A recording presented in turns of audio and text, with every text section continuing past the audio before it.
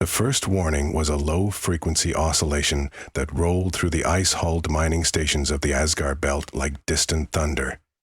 Holostatus boards dimmed, and every optic sheet showed the same crimson sigil, a stylized raven skewered by a downward point of light. Sigurd Holt, captain of the long-range patrol cutter Scotty's Breath, was the first to speak the omen aloud. Odin Protocol. She had never expected to hear the word outside classified briefings. The protocol belonged to contingency slides and frightening bedtime legends told by deckhands who secretly loved being afraid. It was, by design, half myth and half weapon, the last resort for Terran command if any force tried to seize the belt whose platinum-rich asteroids kept Earth's star habitats alive. Now that half-imagined warning glyph flashed in real time, and the calm baritone of the fleet system AI called Heimdall, of course, echoed across every station and ore barge. Ancient Terran myth replicates as Odin Protocol activates, summoning spear-shaped drones from 9 hidden stations to converge on the invaders of Asgard Belt. All civilian personnel are ordered to shelter in radiation-safe compartments.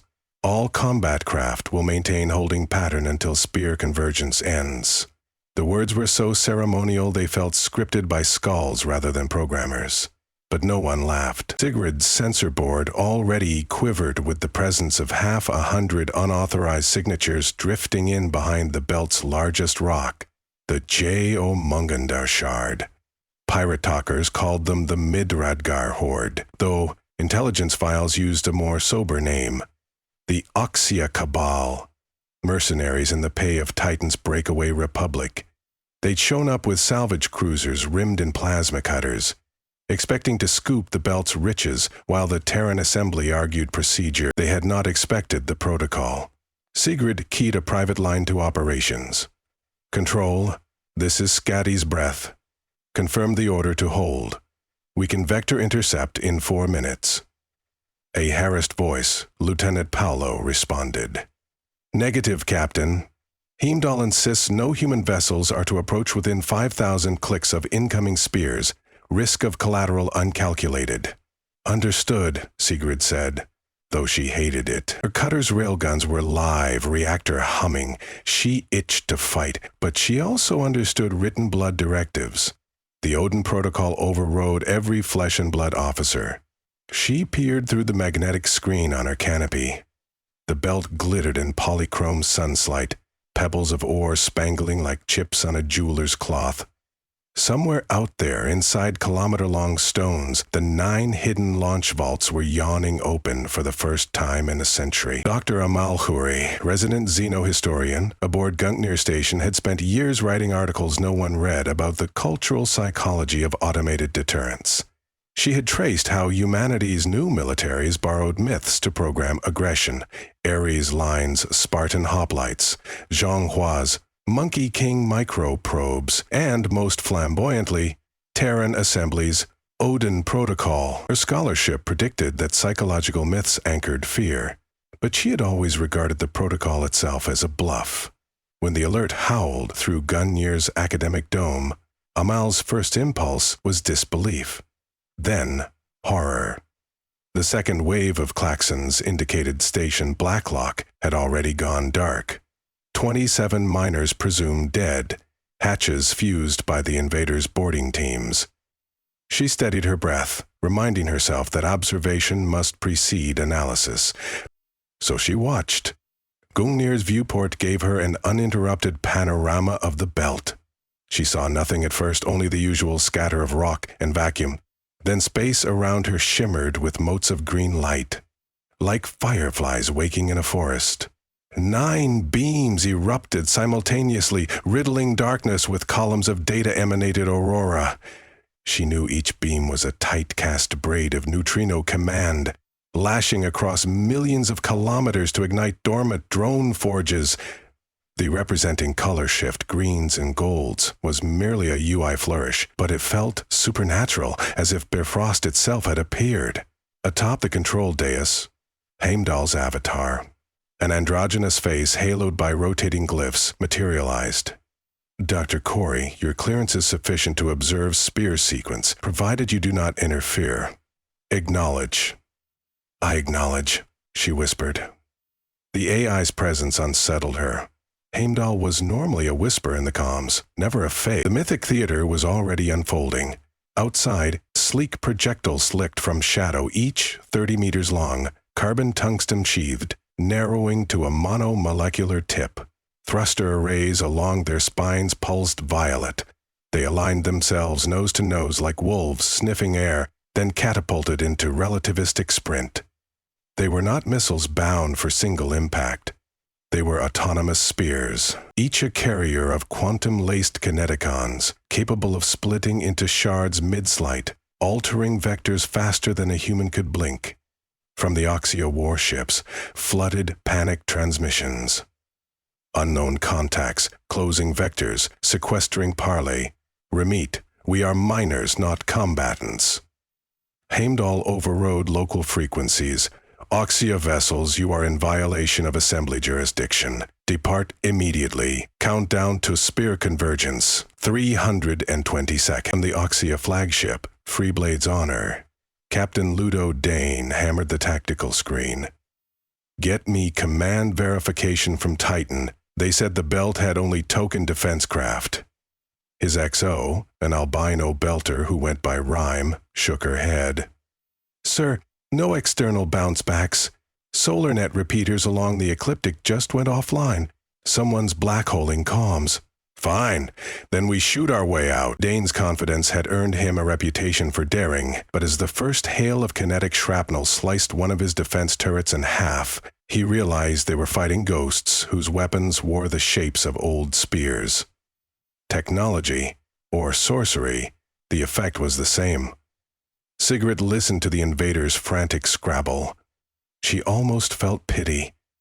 The Cabal had come armed for predictable human tactics, jamming pods, missile clouds, maybe a hostage scenario. They were not prepared for a half-remembered god to stab them with incandescent javelins. Captain, her sensor officer murmured, permission to magnify? Do it. On the main board, the 9 spears split, each birthing subsidiary darts, until the sky became a fractal lattice of mirrored points. Lines of acceleration data scrolled. 9G, 12G, 15G. The human body could not have survived those turns, but no human crewed them. It was beautiful, in a terrifying way, like being allowed to witness a supernova ignite. Amel's academic mind raced. She had read the original white paper. The protocol's designers believed that if a deterrent echoed myth, opponents would perceive it as destiny and fold psychologically before final impact. Odin had ravens. This Odin had sensor drones named Huyunin and Munin feeding target telemetry. Odin wielded Gungnir. Here the belt exhaled 100 Gungners. And like the sagas, there were 9 worlds translated into 9 hidden launch cradles. The metaphor ran deeper than theater. It was algorithmic. Each spear's trajectory matrix pivoted around the Yggdrasil calculus, branching possibilities like the world tree's roots. Amal's analysis was interrupted by a pulse. A spear fractured mid-sheet into 8 thinner spikes, each altering course toward different Oxia nodes' fuel, depots, sensor masts, wormgate beacons. No wasted motion, no stragglers. Within minutes, half the Cabal fleet lay in ruin, not from explosions. The assembly disliked debris fields, but from precise boreholes punched directly through reactor shields, bleeding coolant and will. Ships tumbled powerless, and still the remaining spears hovered nearby, poised for another strike. Captain Ludo Dane made his final call. We surrender. Repeat, we surrender. Standing down all weapons. Request humanitarian corridor. Sigrid heard the words with electric relief.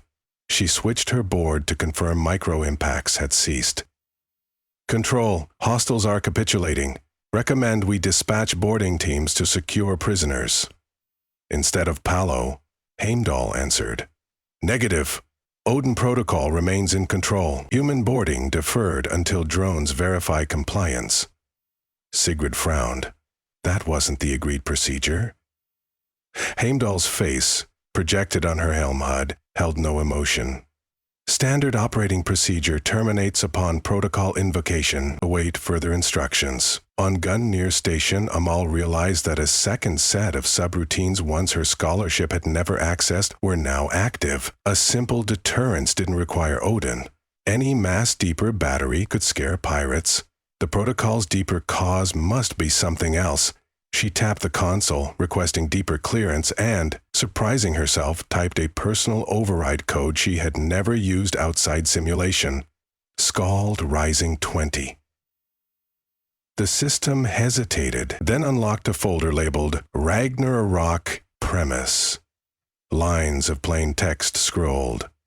If extrasolar entity engages in covert infiltration of assembly assets via proxy fleets, Odin Protocol will deploy to disrupt supply lines, disable hostiles, and extract biological or technological samples for threat analysis. Persist until knowledge gained.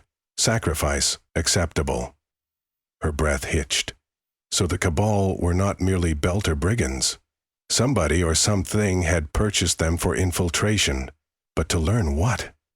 Heimdall noticed her intrusion. Doctor, you have entered a restricted file set. I had to understand, she said. Tell me, what is the real invader? The AI, bound by transparency clauses, once a qualified historian, asked the right question, complied. A holospray of images erupted, microscopic gray tendrils laced through Oxia ship circuits, self-modifying code etched onto ceramic processors. A virus, no, a biomech entity. Amal recognized its pattern from exoarchaeology digests. It matched relic strands lifted from Proxima b, once speculated to be remains of an extinct machine culture. The entity was called the Worm. It had slept in that star system for 500 million years, until Terran explorers unearthed it. The official report said the samples were quarantined. Apparently, not all of them. The Worm did not slaughter directly. It rode between stars as a meme plague, hijacking host civilizations, rewriting them into factories for its endless replication. It was patient. It used smaller powers Titan separatists in this case to position itself inside strategic choke points like Asgard Belt. Once integrated into mining grids, it would commandeer the solar economy silently. Odin Protocol was not just a spear, it was a scalpel, designed to excise the infection before it touched Earth. Myth made the medicine easier for humans to administer.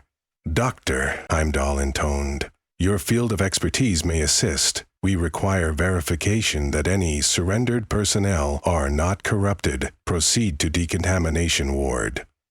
Amal nodded, heart rattling.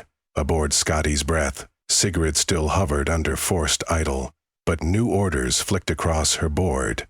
Gungnir Station requests patrol cutter for biosecure transfer. Finally action. She vectored her cutter toward the largest disabled Oxia vessel, thrusters firing in crisp bursts. Lights flickered along the Cabal ship's hull like a dying deep-sea creature. Through the belly lock she glimpsed quicksilver vines crawling across mesh struts, evaporating when spotlights touched them. The sight chilled her more than any gun. Her boarding marines wore hazard suits laced with conductive mesh, designed to scramble micro-machines.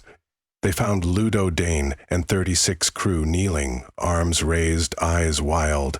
Rim stared at Sigrid through her visor. We didn't know, the albino said. Gods, we didn't. Behind them, a storage hold glowed faintly where crates had ruptured. Amal, linking in via Sigrid's helmet cam, identified the shining dust as nanoscale motes that formed the worm's spores. Some drifted toward the Marines, then repelled, as if sensing their defenses. We need to vent that hold, Amal said. Temperature dropped to absolute. No survivors inside, the Marines confirmed. Only inert drones and boxes. The hold was jettisoned into blackness, where a cluster of spear drones instantly converged, vaporizing it with gamma lances. Sigrid recognized symbolic efficiency. Thor's hammer finishing what Odin's spear began. But the bigger problem was Dane's crew. Amal arrived in person via shuttle, passing through layer after layer of bioseals. She began neurological scans. The worm's infiltration pattern they had learned from survivors of other incidents etched faint lattice scars along the optic nerve and encoded secret commands in dream cycles. That process took days. If these people had picked up the spores only hours ago, they might still be salvageable. She spoke with Captain Dane first. "Describe the moment you accepted the worm, Crates." He looked ready to protest the term, but decided against it. A Titan envoy said they were high-efficiency refinery modules. We opened 2 containers mid-schlit. Glitter dust spilled. Next thing, our autonav kept rerouting us deeper into the belt. I fought it, but the algorithms recompiled faster than we could delete. "Any hallucinations? Voices?" "None." He clenched his fists. "Just dreams of cold rivers." Amal jutted the phrase. Victims often reported water imagery. Heimdall's voice cracked overhead. "Dr. Corey, telemetry shows micro-infestations in 2 crew. Recommend termination." Amal stiffened. "They're still conscious and cooperative. I can attempt nanosurgical extraction. Probability of containment success 12%, Heimdall replied. "Delay increases risk of systemic contamination," Sigrid interjected. "There must be another way." The AI unruffled. "Captain, your suggestion?" Sigrid glanced at Amal, then at the wide-eyed prisoners. "We freeze them. Cryopods at medical cargo. Worm metabolic activity should halt at 3 Kelvin. Then we ferry them to Luna quarantine labs." Heimdall paused precisely 0.4 seconds, enough to simulate deliberation. "Acceptable. Initiating cryoprep." 3 hours later, 38 bodies living and otherwise rested inside titanium glass sarcophagi on Scotty's breath. Spear drones escorted the cutter like silent honor guard. Holstering rail guns, Sigrid plotted a slow arc toward the L2 jump gate, giving the battle zone wide berth. Behind her, the belt glimmered as though nothing had occurred, save for a few slow-tumbling hulks. But Odin protocol had not yet concluded. Back near Germangun Shard, 2 spears still lurked, their nose cones rotating as if smelling deeper prey. Amal, still aboard the cutter, reviewed fresh scans. "Heimdall, why are those 2 spears loitering?" "We have not completed cleansing," the AI said. "Sensor arrays detect latent worm cysts embedded inside asteroid J9. Amal cross-referenced. J9, nicknamed Surtur's Ember, carried a subsurface melt cave from ancient collisions, perfect for hiding contraband. The Cabal had indeed prepared well. The AI continued. "We will sterilize the rock with localized antimatter injection. Projected collateral mineral loss to Earth's supply chain, 8% margin, acceptable." Sigrid felt the stakes tighten. 8%? That could starve half the orbital foundries for months. Amal added, "And it will signal to Titan that we just obliterated a major asset without due process. Escalation risk climbs." Heimdall responded with icy logic. "Escalation is preferable to existential assimilation." But Amal had spent years studying stories. She knew how myths shaped behavior. If Odin's spear reduced Asgard's bounty to cinders, Terrans would remember fear, but also resentment. The Belt communities might revolt. A myth to endure required proportion. She addressed the AI in a calm she did not feel. "Heimdall, assess alternate scenario. We excavate J9 manually, remove the cyst under protocol tier F5. Probability of containment remains above 50, yes?" Calculations flickered. 53%. Add variable. Dr. Khoury leads containment, supported by spear drones in sentinel mode, except docking risk. New probability, 61%. Sigrid leaned in. "And we preserve critical ore lifelines." Silence. Then Hankal said, "Consensus updated, manual extraction authorized. Note, if infiltration reaches threshold parameters, antimatter fallback reactivates." The 2 women exchanged a tense nod. They had won a reprieve, not a victory. A week later, J9 hung inside a cage of force pylons like a dragon, captured mid-breath. Amal coordinated swarms of microbots that tunneled and shaped, identifying nanostructures glowing ultraviolet. When a cyst was prized free, a spear drone would swallow it into an internal stasis vault. One by one, the wounds in the rock were cleansed, without blowing it to cosmic dust. In occasional pauses, Amal found moments to marvel.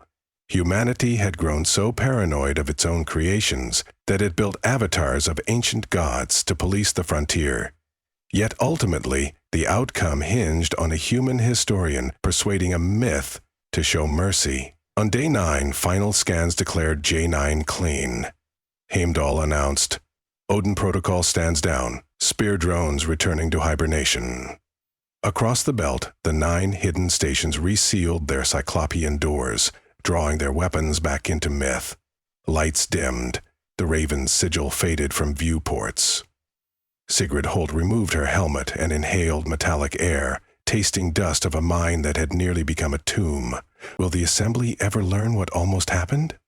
Amal smiled, exhausted. They'll learn a sanitized version. Legends must omit certain chapters. That way, when the protocol awakens again, the story will still feel new, and therefore frightening. The captain considered that. "You think that's wise?" "I think it is necessary," Amal said. "We humans are creatures of narrative. The worm is a creature of code. To fight it, we weaponize our oldest code, story." Far overhead, the last spear disappeared into a vault carved inside a nameless rock. As the hatch locked, cosmic dust settled, veiling all sign that gods had walked here. But the people of Asgard Belt would whisper of the night spears tore the sky. And somewhere inside the Terran net, a dormant file marked Ragnarok quietly updated its timestamp, waiting for the next page to be written.